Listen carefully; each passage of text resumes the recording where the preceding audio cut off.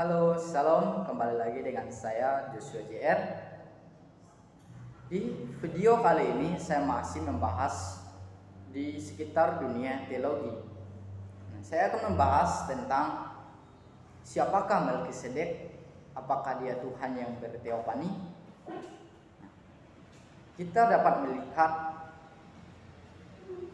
cerita Melkisedek di dalam Ibrani pasal yang ke-7 ayat yang pertama sampai yang ke-10. Penulis Ibrani atau penulis surat Ibrani bukan ditulis dengan tanpa dasar, tetapi ia menuliskan dengan mengutip di dalam Kejadian pasal yang ke-14 ayat yang ke-18 sampai yang ke-20. Saya akan membahas siapakah Melkisedek.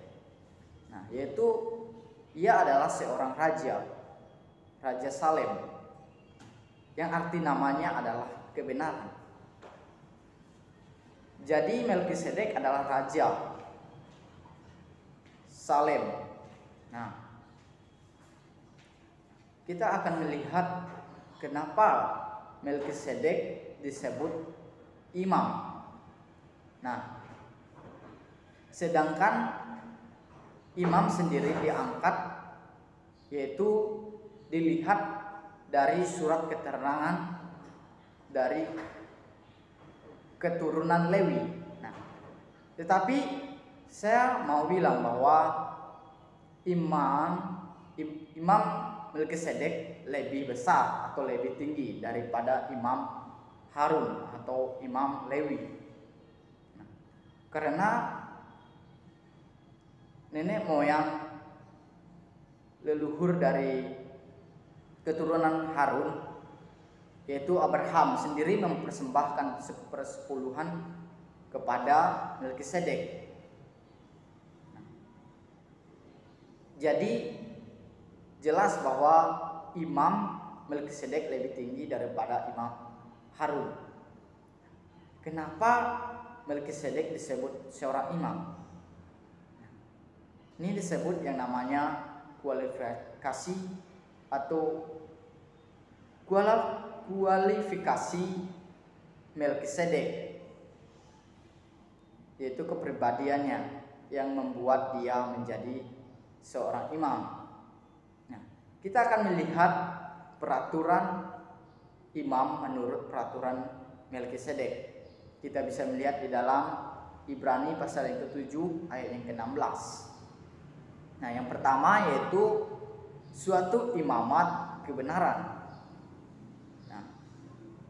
Yang kedua yaitu suatu imamat damai. Dan yang ketiga suatu imamat raja. Dan yang keempat suatu imamat yang tidak dapat binasa atau suatu imamat yang abadi. Saya akan lebih lanjut membahas tentang apakah Melkisedek adalah Tuhan yang berteofani? Tentu tidak. Melkisedek adalah manusia yang tidak dituliskan silsilahnya. Jadi Melkisedek bukanlah Tuhan yang berteofani, tetapi Melkisedek adalah gambar dari kedatangan Tuhan Yesus. Melkisedek juga bukan Tuhan yang berteofani, tetapi kualifikasi kepribadiannya yang sama seperti Kristus. Jadi jelas siapakah Melkisedek dan apakah dia Tuhan yang berteofani.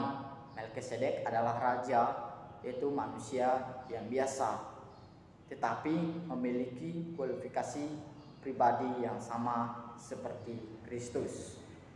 Mungkin sampai di sini pembahasan saya. Semoga bisa memberkati kita semua. Tuhan Yesus memberkati. Shalom.